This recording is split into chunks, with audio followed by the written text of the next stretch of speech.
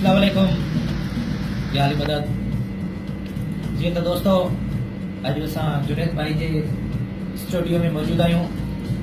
जी तो मुझे एल्बम पहिरें जो जी एल्बम मुझो पहिरियों ॿुधो तमाम उनके सुठी एल्बम मुझे पहिरें के सुठी मोट मिली।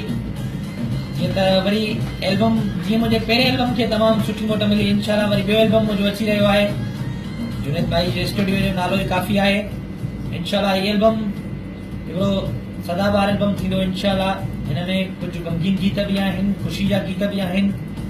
इनमें शायरनि वॾी महिनत कई आहे, सुठा सुठा इनमें असां नवां रखी आहे।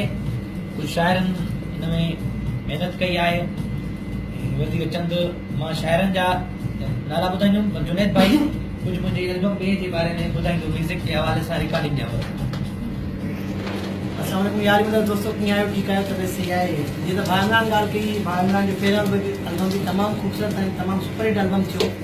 अड़े नमूने सां ॿिया एल्बम भी चारि मुकम्मल थिया आहिनि जंहिंमें भाजा काफ़ी टेक फ्रेश आहिनि ऐं फ्रेश कमाए का तव्हांखे ख़बर आहे फ्रेश तो फ्रेश हूंदो आहे। उन वाले सां एल्बम की तैयारी हले थी पई, ट्रैक्स वग़ैरह मुकम्मल थी आहिनि, शायरी मुकम्मल थी वई आहे, रिकॉर्डिंग जो मरहलो भी स्टार्ट आहे। इंशाल्लाह अनकरीब दोस्तनि जे अॻियां हूंदो ऐं इंशाल्लाह हीअ एल्बम बिल्कुल पहिरियों एल्बम जी आहे, ये भी सुपर हिट एल्बम हूंदो। जुनेद भाई तो भाई इमरान तव्हांखे ॿुधाईंदो इन एल्बम में कुछ जीअं तव्हां मुंहिंजो पहिरियों एल्बम जीअं सिंध वासिन परदेसिन जेके सिंधी मौसीक़ी सां प्यार था कनि, तमामु मूंखे सुठी एल्बम पहिरें में मोट मिली। इंशाल्लाह ॿिए एल्बम में भी मूंखे सुठी मोट मिलंदी। ऐं मुंहिंजी एल्बम जी जंहिं सिलेक्शन कई आहे चीफ सिलेक्शन शायरनि जेकी मुंहिंजी जान आहिनि, मुंहिंजो उस्ताद दरवेश दिलदार शेख साहब जो मुझे उस्ताद है दरवेश दिलदार शेख साहब उन चीफ सिलेक्शन शायर। बो मुझा जेके सिलेक्शन शायर आहिनि, जेकी मुझी टीम है असद भुट्टो नई देरे वारो, असो प्यारो भाउ, असो वो असद भुट्टो नई देरे वारो, फहद काके पोटरो, जमील बिरोही मुझो प्यारो भाउ भी आ, मुझी जानी भी आ। जमील बिरोही भलाई भलाई जेके चवंदा आहिनि। मुनीर चांडियो असो प्यारो भाउ, मुझो मौसन जमानदार मुनीर चांडियो, रेस सनाला चांडियो,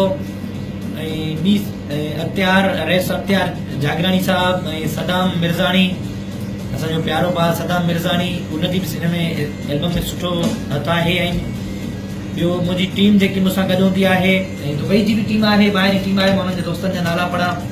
रजिब चांडियो सऊदी अरब को, जिन माना तमाम इन एल्बम में भरपूर सुठो गीत है। रजिब चांडियो सऊदी अरब को, मुश्ताक सोलंकी सऊदी अरब, नादर मुगेरी दुबई को मुझो प्यारो भाउ, मुझो प्यारो जान मोहम्मद अब्बासी सऊदी अरब मुझो मामू भी है, उनजी तमामु भरपूर सुठो गीत हूंदो।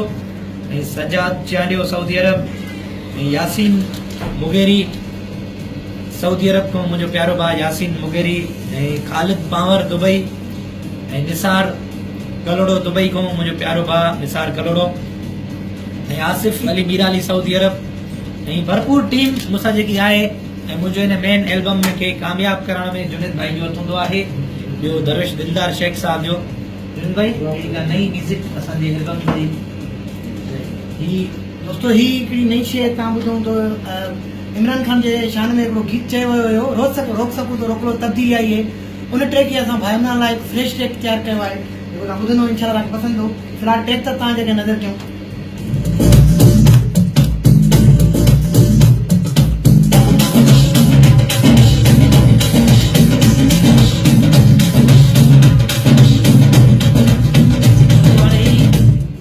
असांजी रिकॉर्डिंग हली रही है, सिंध सलामत साथ सलामत।